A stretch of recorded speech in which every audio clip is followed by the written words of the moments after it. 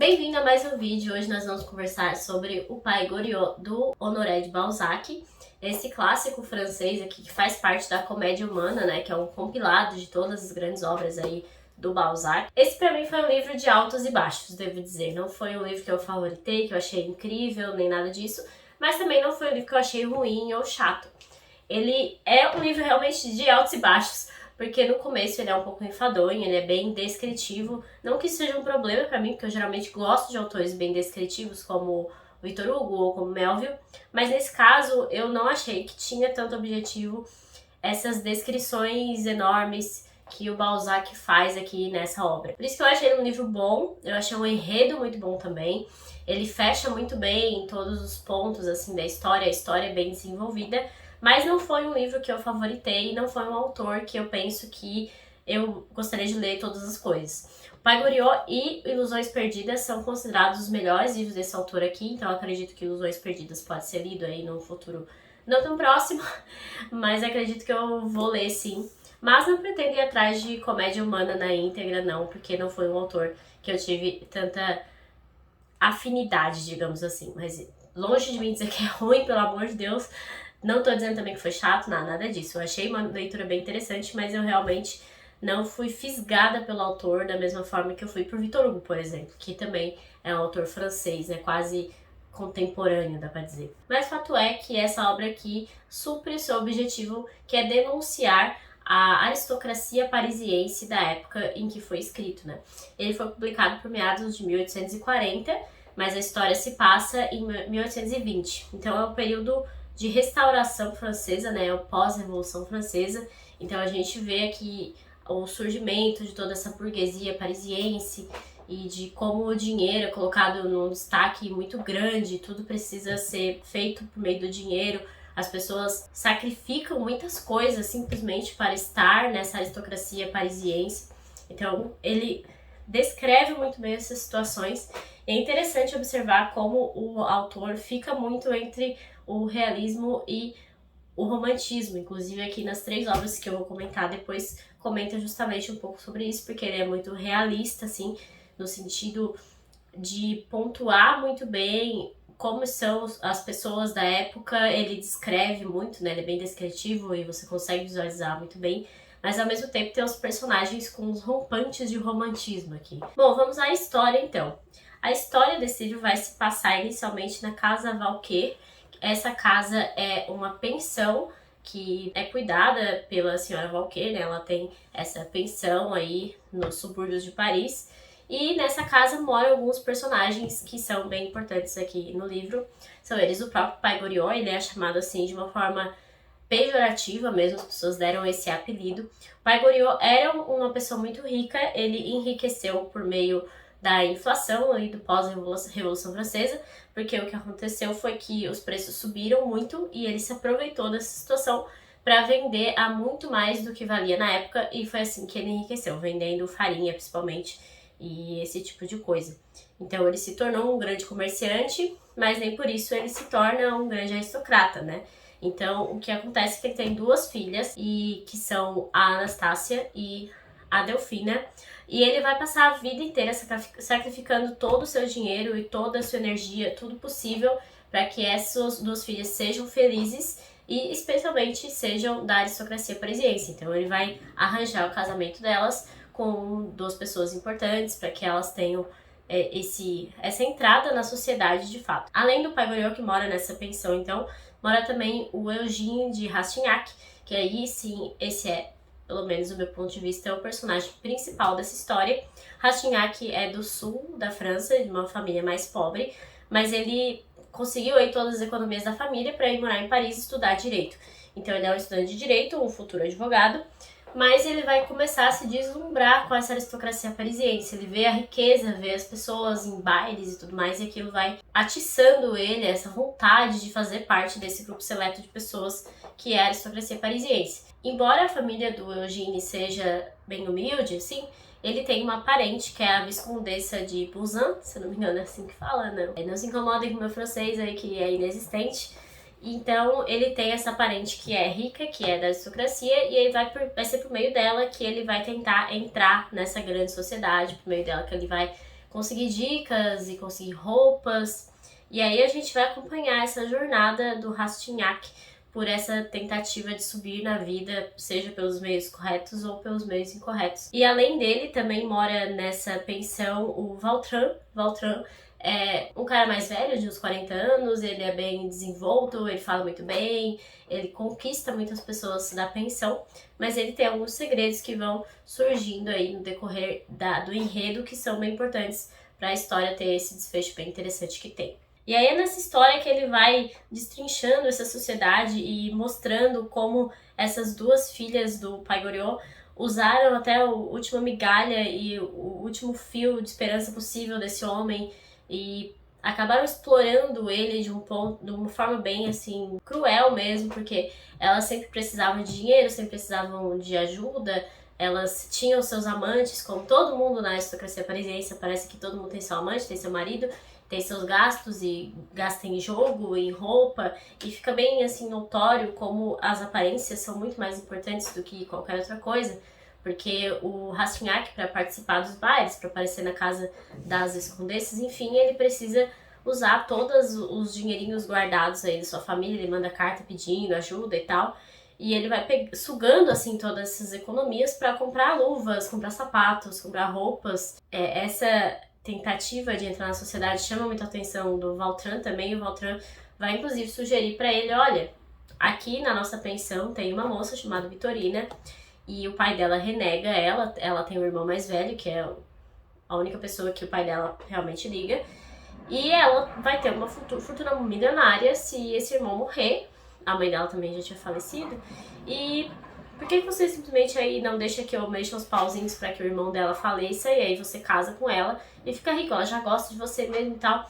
E aí nessa conversa a gente vê como o Rastignac ainda tem essa tendência ao bem e não queria participar de um negócio assim tão horrível e tudo mais. E aí ele fica negando essa tentativa do Vautrin de colocá-lo na sociedade desse jeito, mas a gente observa que o caráter do Rastignac vai decaindo cada vez mais no decorrer da história e ele vai acabar cometendo coisas indiretamente tão horríveis quanto essa, como o Vautrin acabou sugerindo para ele. Então a gente vai vendo a decaída do caráter do Rastignac pelas coisas que ele vai tentando fazer para entrar nessa sociedade, que era o objetivo dele. Porque no começo ele ainda tinha o objetivo de crescer de forma correta.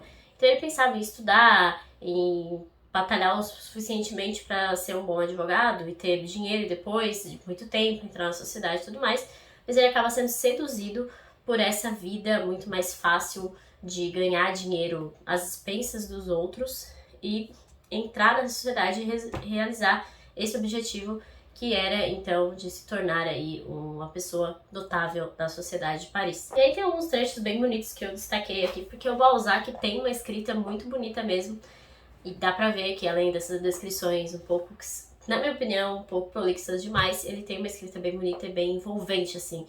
A partir da metade do livro não dava mais pra largar a história, porque eu precisava saber o que ia acontecer, mas aquele começo era um pouco mais enfadonho, como eu comentei com vocês. Tem um trecho aqui que ele tá falando com a prima dele, a Viscondessa, e a Viscondessa fala pra ele que se ele amar algum dia, guarde bem seu segredo. Não o revele antes de saber perfeitamente a quem está abrindo o coração. Para preservar antecipadamente esse amor que ainda não existe, aprenda a desconfiar deste mundo. Há mulheres que amam o homem escolhido por outra, como há pobres burguesas que, usando nossos chapéus, esperam adquirir nossas maneiras. Você terá êxitos. Em Paris, o êxito é tudo, é a chave do poder. Se as mulheres o julgarem espirituoso e inteligente, os homens acreditarão nisso, se você não os decepcionar. Então poderá desejar tudo, poderá ir aonde quiser, e ficará sabendo o que é a sociedade, uma reunião de incautos e de velhacos. Parece isso muito nitidamente, assim, em várias partes, assim, do livro, de como o Balzac julgava essa sociedade extremamente decadente. Em outro momento aqui vai falar essa frase que eu até postei lá no Instagram, que eu achei que não cabe só na sociedade parisiense de 1920, de 1820, mas também até hoje, né? Assim é a existência da metade das mulheres de Paris. Luxo exterior e angústias cruéis na alma. Essa deterioração da alma, né, em prol do materialismo puro, assim, de ter só esses prazeres terrenos na vida e não buscar algo para sua alma, né, essa busca meramente pelo poder e pelo prazer e pela riqueza, sem engrandecer a alma, que torna as pessoas extremamente vazias, que é o que a gente vê também até hoje na nossa sociedade, né? Aqui tem um trecho bem bonito que tá falando sobre as prisões parisienses, né, as galés, que também aparece bastante lá em Victor Hugo. E ele fala que as galés, com seus costumes e sua linguagem, com suas bruscas transições do agradável ao horrível, sua espantosa grandeza, sua familiaridade, sua baixeza, foram subitamente representadas naquela interpelação e por aquele homem que deixou então de ser um homem para constituir o símbolo de toda uma nação degenerada, de um povo selvagem, ilógico, brutal e flexível. Num momento, transformou-se num poema infernal, no qual se retrataram todos os sentimentos humanos, exceto um, o arrependimento. Seu olhar era do arcanjo vencido que continua a querer guerra. Então tem muitos trechos muito bonitos, assim, ele realmente escreve muito bem, não dá pra dizer que esse livro é mal escrito, realmente acho muito bem escrito, tem trechos muito bonitos como esses que eu li, vários outros, assim, parecidos. Mas é isso, assim, é uma história relativamente simples, o final não é tão surpreendente, mas ele é muito bem escrito. O enredo tem várias surpresas, vários clímax que são muito bem construídos pelo autor. É uma leitura que eu acho que vale sim a pena, mas não se tornou um favorito, não achei incrível nem nada disso, mas retrata muito bem a sociedade, então esse é o ponto. O objetivo do livro é plenamente captado aqui pelo leitor. Carpo aqui na história da literatura ocidental, que eu sempre utilizo depois das minhas leituras, elogia muito Balzac, ele diz que existe o romance pré e pós-Balzac, né? Ele fala que a comédia humana, do qual o Pai Goriot faz parte, é a tragédia do dinheiro. Daí aquela diferença. Todos os romancistas antes de Balzac parecem ser mais ou menos como um adolescente de 18 anos que vem no amor o conteúdo da vida inteira. Balzac é o adulto. As suas mulheres são substantivos no texto do contrato de casamento, ou então objetos de prazer, tentações e obstáculos do homem de negócios, motivos de falências. Os romances antes de Balzac terminam com um casamento. Os romances de Balzac começam com um casamento que lançam os fundamentos de uma nova firma. E aí ele também vai comentar um pouco, a gente vê aqui que trata justamente do realismo nesse volume aqui do livro, né? E fala muito dessa transição que a gente vê em Balzac, que eu acho bem interessante de observar, assim, a transição do romantismo para o realismo, que fica bem nítido aqui nesse livro. E aqui também vai comentar algo mais ou menos nesse sentido, 1000 livros para ler antes de morrer, que eu já mostrei com bastante detalhes, né, para vocês. Ele fala aqui que, embora alguns possam ficar impacientes com a trama tortuosa demais, o olhar detalhista de Balzac e seu realismo psicológico continuam suscitando admiração. A amplitude de sua visão artística o situa firmemente dentro da tradição do século XIX, mas sua técnica narrativa e atenção ao personagem ainda fazem de Balzac uma figura importantíssima da ficção moderna. Então a gente vê como ele é realmente um grande marco, assim, e uma transição muito nítida, né, entre essas escolas. Esse realismo psicológico dele. Da mesma forma que no livro da literatura vai mencionar que o Balzac usou uma representação realista ao recontar sua visão brutal da sociedade parisiense do começo do século XIX, especialmente os alpinistas sociais, dispostos a pisar sobre os outros para atingir seus objetivos. Considerado por muitos o melhor romance de Balzac, sua história foi a primeira a apresentar personagens de outros livros do autor, prática que se tornou marca registrada em sua ficção. Então, o Pai Goriot começa essa tradição de personagens aparecendo em várias obras, que foi então o que causou a Comédia Humana, né, que é o compilado de obras do Balzac. Aqui no livro da literatura também tem uma mini biografia interessante do Balzac, que vai falar que ele foi um dos principais escritores franceses do século XIX. Ele é conhecido por ter desenvolvido o realismo no formato de romance, especialmente o Pai Goriot. Nascido em Tours, em 1799, ele se mudou para Paris ainda criança, foi aluno da Sorbonne, e tudo indicava que seguiria o direito como profissão quando se voltou para a escrita. Por volta de 1832, Balzac tinha planos para a Comédia Humana, uma coleção de 150 de suas principais obras, incluindo ensaios, romances e uma série de artigos analíticos e filosóficos. Balzac queria que esse vasto compêndio capturasse a natureza da condição humana, mas ele morreu em 1850 com a obra ainda por terminar. E é o que o Carpo fala aqui, nesse sentido de que ele era um observador e quem seria o seu seguidor aí no futuro da literatura seria o Zola, o Émile Zola, justamente por essa visualização, né? Esse quase que naturalismo, no sentido de observar a sociedade e escrevê-la muito bem. O Carpo também vai comentar aqui nesse livro que o problema das histórias de Balzac é a ausência de natureza. Então, ele é puramente um escritor urbano. Ele vai contar muito bem a sociedade aí francesa, mas apenas seu aspecto urbano. Eu acho que isso pode ser um ponto interessante de diferença dele com o Victor Hugo, porque o Victor Hugo, embora também tenha vários livros que se passam aí na sociedade urbana mesmo, ele também tem aí, por exemplo, Os Trabalhadores do Mar, que vai ter uma temática aí do contra a natureza, o homem contra a natureza. Então, pode ser aí uma forma interessante de observar esses dois grandes autores franceses de seu tempo, né? Então é isso, espero que vocês tenham gostado. Espero que vocês leiam aí Balzac, tirem as suas próprias conclusões, digam aí se vocês gostaram do livro. Fiquem à vontade para discordar de mim nos comentários, acho que essa é a graça aí de falar de livros, cada um tem o seu ponto de vista. E nenhum deles está equivocado, não é mesmo? Não deixem de curtir, deixar um comentário, ser inscrito aqui no canal também, se você gosta aí dos meus vídeos. E até a próxima!